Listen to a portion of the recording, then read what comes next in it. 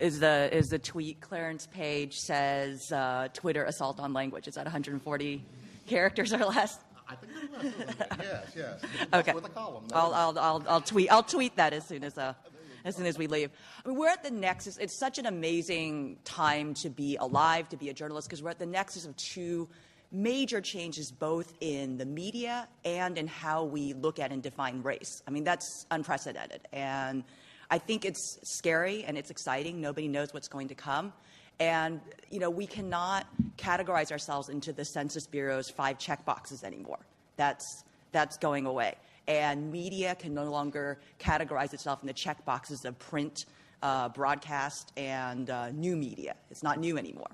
And I just, as echoing what everyone said, it's when you have the unwritten pages ahead that we can step up, we as journalists of color or as educators of color, really step up and try to write what comes next. And I think that's, that was the empowering message that Joe tried to leave us with, too.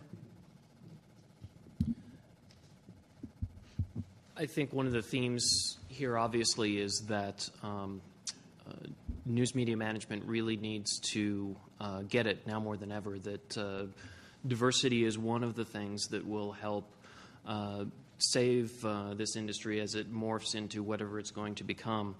And I wanted to say something about the idea of whether this is benign neglect or something more nefarious.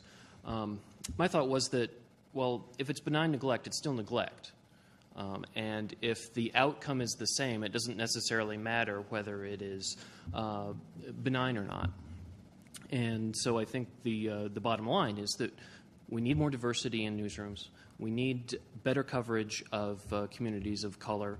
And that's something that we need not only for the health of the journalism industry, but for our democracy. Well, I thank you all. I think the message to go away with, and I always say when we do these panels, there's no panacea that we're going to find in a panel that runs an hour and 15 minutes. It really is just to stimulate the conversation and thought, and hopefully it will go beyond this. And I think, whether it be diversity of race or diversity in generation, just the thought of the difference in how Clarence saw change and how I see change really speaks to, as Clarence said, when he walked in, there were probably 1 or 2, if that many, African Americans, and he still saw the colored signs. I was on the tail end of that, and when I walked in, there were a few more African Americans, and I really felt by now we needed a few more.